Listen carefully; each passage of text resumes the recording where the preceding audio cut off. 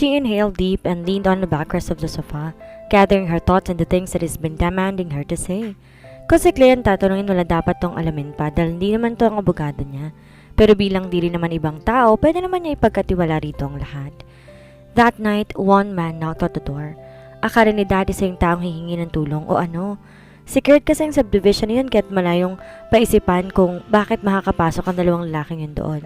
Investigation pointed it out that they were stalking my family. Nagkunwaring bibili ng property doon at yun palang pamilya kong Ponteria. I think totoo na may atraso si Daddy so ayun. Kumatok at biglang tinutukan ng baril ng Daddy ko. Tapos yung isang lalaki bigla na lang sumulpot sa likod namin ni Mommy. Dumaan nga to sa kitchen. Hawak naman kutsilyo. Unluckily, she's the one who was firstly captured. Baka ko na nadampot ng lalaki kung ako. Ako nakalibing ngayon at hindi siya. Mas mabuti kung ako yun dahil pakiramdam ko nag-iisa ako pag wala sila. Minsan natatanong ko ba't ako niligtas si Papa Jesus kung ahayaan niya lang ako mamuhay mag-isa sa mundong to. Ngunit sa huli naisip ko hindi siya dapat kino-question dahil pinalakas niya ako. Ani at pinigil na wag mapaiyak. Sinilyapan niya to at natutuwa siya dahil nakikinig to. At, nagsalubong ang kili ni Mateo. He's eyeing her face, gazing and reading her eyes. And pinakit na kami sa itaas. Mahinang tugon ni Clea at saka siya yumukot nilaro ang sariling mga daliri. Tumatambol na naman kasi ang dibdib niya. Kahit yata kailan o ilang dekada man na lumipas, di na mawawala sa kanyang takot tuwing babalikan niyang pangyayaring yon. Kinulong kami sa isang kwarto at wala akong magawa kundi umiyak. I was thinking how to save my parents but I was mentally blocked. Binaril agad ng lalaki si Daddy sa binte, kabilaan, natumba siya. Binaril sa dalawang balikat kahit na nakadapa na. He suffered and watched his wife being raped by those demons. Then ako, sumiksik ako sa gilid ng kama at mesa. Walang tunog yung baril ng lalaki pero parang nakakabingi. He told me to shut up and swallow my weeps and that's what I did. She paused when her chest congested. Bumigat ang dibdib at naningkit ang sulok ng mga mata. Go ahead. No one's listening except me. Sabi ni Mateo kaya tumango si Clea. Tumitig ulit sa bakanting sofa. Si Mommy. Tinulak siya sa hig tapos pinunit yung suot niyang dress. Dinaganan siya tapos ano? Tumigil ulit siya, tiningnan na naman si Mateo. Di niya kasi mawari kung mahihiya siya magkwento o mababastusan kasi pakiramdam niya para namumula ang mukha niya. To tell a rape story to a man like him is a real kind of shame. It is shame this time and not disgust. Ikukwento ko pa ba ang details ang ginawa sa kanya? Bastos yun, Tito Mateo. Napalabi si Clea at ewan niya. Karang nakakatawa sa sinabi niya dahil ngumisi ito ng malaki. Hindi yun katulad ng ngisi ng mga demonyo na lumapas tangan sa mommy niya. It was a smile of amusement and he really looks gorgeous wearing it. So freaking handsome. You can tell I'm not a rapist anyway. Anito at saka nagibit balikat pa pero sumimangot siya. She cannot tell him. It's not comfortable and she's been fudging that topic ever since. Minsan lang yun kinuwento ng buo at sa harap yun ng judge. Di na yun naulit pa at hindi na mauulit pa. She wants to forget it as much as possible, but no matter how hard she tries to forget, she can no longer take those bad memories off her head. Ayoko nga. Maitim naman saka pangit yung kwanong lalaki. Parang kasing laki ng pipinong napabayaan sa sanga. Humalokip-kip siya at biglang naging tumawa. At malakas ang binata. Maang nanapang nga si Clea dito. Holy moron! Nailing na mura ni Mateo habang tumatawa. When he looks at her again, there is fire in his eyes, and she was about to evade it but Mateo pulled her and hugged her securely. Kulang ang sabihin na parang nalulun niya ang dila, dala ng pagkabigla dahil parang pati ngalangalan niya ay sumama na. Ano nangyayari at may payakap effect ang masungit? Nanlalaki ang mata niya at nagawa pa rin niyang magtanong. May lagnat ka? Hug fever? Nangayakap pag may lagnat? Dinilat ni Clea ang mga mata para tingnan si Mateo, ngunit di niya makita ang mukha nito. Tayang nararamdaman niya yung malakas sa tunog ng kanyang puso na humahampas sa loob ng kanyang dibdib. Di mo ba naisip na magiging maayos ang trabaho kung gagawa tayo ng normal na para magkaibigan kahit di naman? Clea blinks. First time niyang mayakap ng lalaki sa buong buhay niya. Ni mga pinsan nila ay hindi yun ginagawa sa kanya. At wala siyang hiniyaan sino man na makalapit sa tulad niyang pagiging malapit ni Mateo. Sa mga oras na yon, perhaps she'd let him because no matter how rude he is, he's still her best friend uncle. Mahal ni Ninya ang Lieutenant General. At nakakapaglambing nito ang kaibigan niya kaya kahit na ano, ay naniniwala rin naman siya na mabait ito. kahit na bawing-bawi naman sa sungit at ego. And for the record, may pagyayabang naman kasi talaga. So, we're frenemies? Friends and enemies? She tried to pull herself away but he's holding her too tight, as if he's never letting go. Para tuloy siyang nawawalan nitong anak at gano'n na lamang kung makayakap to sa kanya. Yes, maikling sagot ni Mateo na nagpangiti sa kanya. We're friends, and we will be enemies when you act stubborn and when you disobey me. Di na siya sumagot. Malamang mangyayari yon. Di naman kasi siya kayang saklawan talaga ng kahit na sino. Kahit nga professor niya, tinatama niya kapag mali. How much more the people who surround her? You can let me go. I'm okay. Naiilang na sabi niya, tsaka marahang kumawala. He had let her go and a small smile lit his face while he was looking at her. Mamaya na lang baka pakainin siya ng semento. Naiilang na si Clea sa titig ni Mateo at sa biglaang pagbabago ng pakikitungo nito sa kanya. Maaring may balak itanong sa kanya si Clea kung bakit bigla siya nagbago. Ngunit iniwan niya ang tanong sa isipan niya. Kung siya naglalagay ng puso sa kanyang trabaho, siya ay nagpapasalamat kung gayon at hindi niya ito dapat na pagdudahan. Dapat magpasalamat na lang siya dahil nadagdagan na naman ang taong totoong nagmamalasakit sa kanya. Wanna have a tour inside the house? Wanna see my mother's paintings? Tanong ni Mateo at saka sinabayan ng pagtayo. He even offered her his hand and blew a low breath. Sige. Ngumiti rin siya at saka tinanggap ang palad nitong nakalahad at kagad siyang nahugot ng pasirin nito ang kamay niya. Walang pisilan. She fumes and pops out her eyes at him, but Mateo softly chuckles. Walang masama, Clea. Tinaas ni Clea ang dalawang kamay at umiling. Tinitigan siya nito at nagmura sa ilalim ng kanyang hininga. Sa wari ni Clea may dahilan ang pagtitig ni Mateo sa bawat parte ng mukha niya. Parang may kinukumpara siya sa kanya. Hindi niya lang maisip o baka naman mali siya. He can't believe it. Standing before Mateo's very eye is the daughter of Denise. Busy ang dalaga sa pagtitig sa mga nakadisplay na painting ng mommy niya sa loob ng gallery at si Mateo busy naman sa pagtitig sa mukha ni Clea. Habang nakaupo siya ay isang stool, may hawak na bote ng alak ang kamay niya. Clea was the reason why his heart had been broken into pieces. Hindi niya alam na may laman na pala ang tiyan ni Dennis, pero nagsasama pa rin silang dalawa bilang mag-boyfriend. Though he felt that the woman had been acting so cold, she did not leave him right away. Inakala pa nga niya na kanya ang bata at handa siyang panagutan, kahit na 17 pa lamang siya noon, pero hindi pala sa kanya. He was disappointed and badly wounded. Dennis did not explain why. Umiiyak lamang yon noon at parang ayaw na hiwalay ang mga mata sa mukha niya. He felt that she loved him too. Maybe it wasn't just enough. At paglipas ng halos 18 taon, nandito ngayon sa harap niya ang batang naging dahilan ng paghiwalay nila. He must be really mad, for he had been really mad since then. But his reaction was unexpected a while back. Hindi ni Mateo akalain na mayayakap niya si Clea at gusto niya na ipangako na hindi niya to pababayaan kahit anong mangyari. Had he really moved on from the ball of his part, or does he really still love Dennis the same up until that very moment? Hindi niya alam ang tamang sagot sa tanong niya. God knows that Clea's mother was his first in everything. Bata pa siya noon pero alam niya sa kanyang sarili na hindi na siya ulit nagkagusto pa sa ibang babae na katulad ng pagkakagusto niya noon kay Dennis. He had been a terrible headache to his parents when they parted ways, and the woman was the reason why he joined Navy. Gusto niya maging manhid sa sakit na una niyang pagkabigo. At napagtagumpay naman niya iyon. He forgot and became a badly ill man-whore.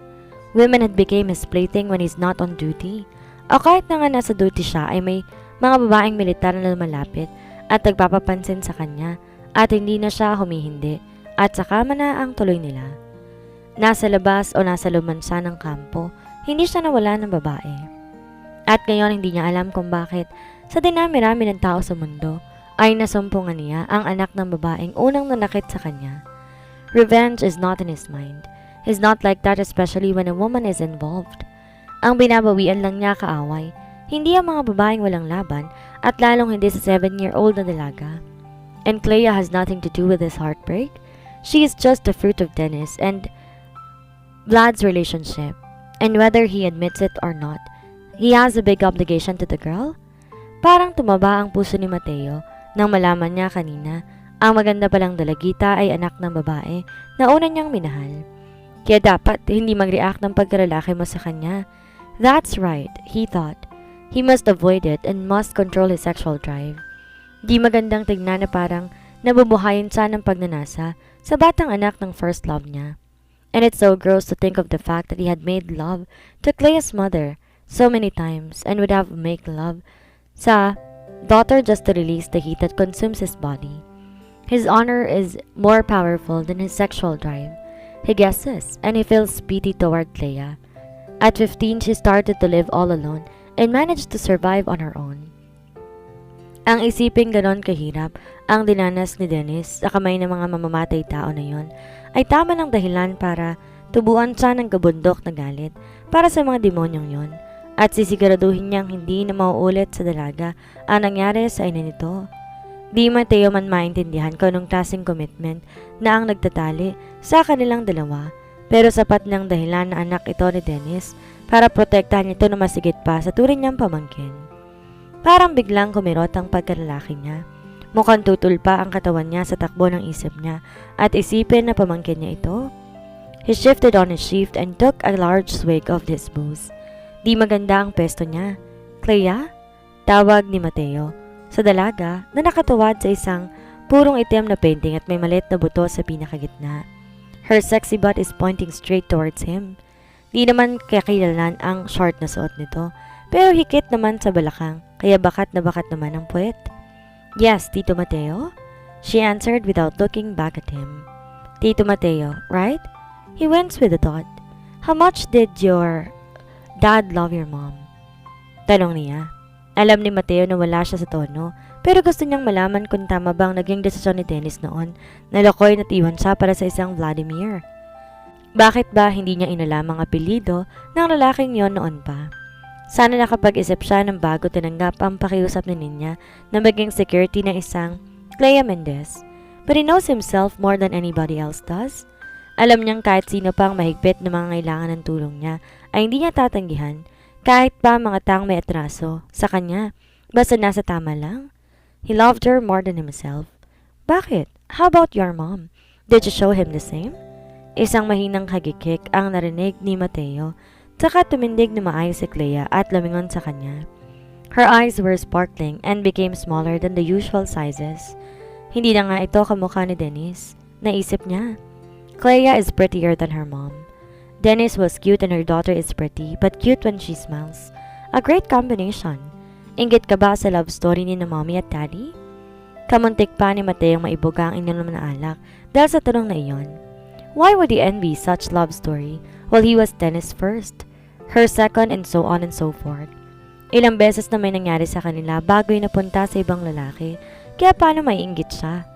Bago pa man ang kahit na sinong lalaki, sa kanya na muna napunta ang lahat na meron ang ina ni Clea. Mula dulo ng buhok hanggang sa dulo ng kuko ng baan ng babae ay nahawakan niya. He explored her. He treasured her. He searched for all the worldly things with Dennis and they both participated happily in each moment. Kung naghiwalay man sila, may nakuha naman siya at yon ay ang hindi niya makakalimutan. Hindi nga ba niya nakalimutan? O baka naungkat na lang ulit ngayon na nakarap niya ang bata na hindi man lang pinanganganak ay nakilala na niya.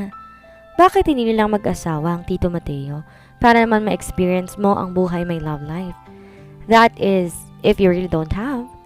Kibit balikat ni Clea at humaba pa ang labi. I don't have, and I don't have any plans. Just answer my question. Ganon din ba kamahal ng mommy mo, ang daddy mo? Tila nairita na si Mateo sa paghihintay ng sagot. Kung selos man ang nararamdaman niya, hindi niya alam.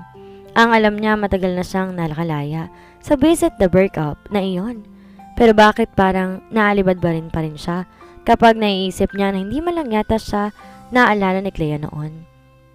Kahit yata ni minsan nga, hindi man lang siya nagkwento noon dahil mukhang walang ibang alamang anak na nagpunta muna sa ibang lalaking ina nito bago sa ama nitong si Vlad. Well, who would even dare to try to admit it in front of her daughter that she had slept with some other guy before she got pregnant by another asshole? I think so. Sweet naman sila. Inosenteng sagot ni Clea sa kanya habang patingin-tingin to sa mga paintings. Feeling ko nagkaroon lang sila ng misunderstanding no minsan ma-addict si dad sa sugal. Isa pa nga yun sa mga anggulong tinitingnan ng mga pulis kasi involved daw si Daddy sa isang sindikato na may-ari ng illegal na pasugalan. And I think it was true. That 5 million trust fund which was allocated for my future was withdrawn by him. I don't know kung saan niya dinala kaya ipinagbili ko na lang. The 5 million trust fund which was allocated for my future was withdrawn by him. I don't know kung saan niya dinala kaya pinagbili ko na lang yung mansyon nila mommy at yun ang ginamit ko sa lahat ng bagay na pagkakagastusan ko nung mamatay sila. Mura lang yung bilhin ng incheck kasi baka raw may multo. She giggled amidst the pause. Binigay ko na for 3 million kaysa wala. Tapos nga nakihati pa yung kapatid ni Daddy. Binigyan ko na rin para walang gulo. Mateo remained silent. Pasunod-sunod lang ang mata niya sa dalaga na palakad-lakad naman sa loob ng 300 square meters ng gallery ng mommy niya. Simula kanina nung sabihin nito na isa itong Gonzales ay ramdam ni Mateo may nagbago sa pagitan nilang dalawa. The wall that was dividing them was torn apart. Parang biglang hinila ng buo niyang pagkatao na lumapit dito at ramdam niya ganon din to. All of a sudden, the ambience became so light and the connection was smooth. Now she's been telling stories on her own and it helps him understand the whole situation even better. Agaton told me about that, but my thoughts are not telling me that the dots connect justifiedly. If I'm not mistaken, hindi ang may-ari ng pasugalan ang nagpapatay sa daddy at mommy mo. Kaagad na napapit ang dalaga, para bang nawalang interes sa mga pinta. Lumakad daw papalapit sa kanya at naupo sa stool sa mismong tabi niya. She props her first under her chin and blinks at him. What do you mean? Saglit siyang napatitig sa magandang mukha ni Clea. He doesn't see any replica of her mother at her. Kung meron man tong katulad, sa ina ay ang dimples lang nito at ang mga labi na parang korteng puso. Yun lang ay nakabaluktot ang kay Clea. A lips that nobody will not dare to steal a kiss. Her upper lip was beautifully and perfectly upturned as if always aiming to be kissed. Ngayon lang ni Mateo napansin ang husto at napag-aralan at malamang na 100 siya sa exam ng calligraphic sketch kung mukha nito ang ipapadrawing sa kanya. Mali pa yata na nalaman niyang anak ito ni Dennis. Di ni Mateo mawari kung anong katangahan ang sumasapi sa buong sistema niya pero tuwang-tuwa talaga siya sa hindi niya malamang dahilan. Sayang ang ilang taon na ginugol niya sa pag-aaral sa Philippine Military Academy at pagre-training sa Britain para lamang ngayon hindi niya mapangalanan ang nararamdaman niyang katuwaan. It's just joy and nothing else? Tito Mateo. Clea's eyebrows raised. Yes. He drank straight from the bottle and wipes his lip roughly. You heard me right. Palagay ko ay kalaban ng daddy mo ang pumatay sa kanila. Kalaban sa sugal. Men who were ordered by syndicate to kill wouldn't do such a rape thing. They would just kill, Clea.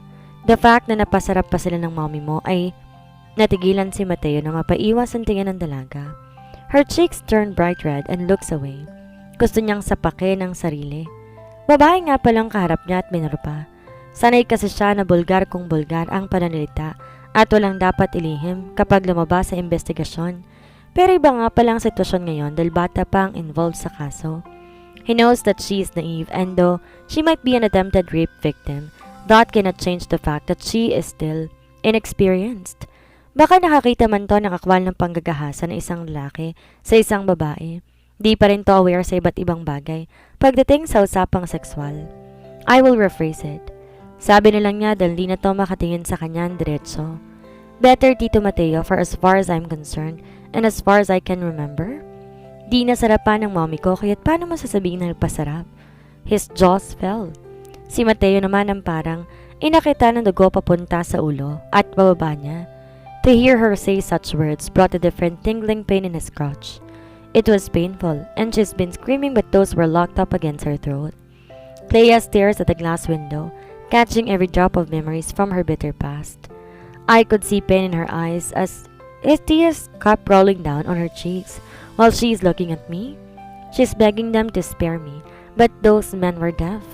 Paulit-ulit sila sa pananakit sa mommy ko. I couldn't even imagine a petite woman being molested by a guy who is as tall and as burly as you. Bakit siya pa ang naikumpara nito sa mga hayop na yon?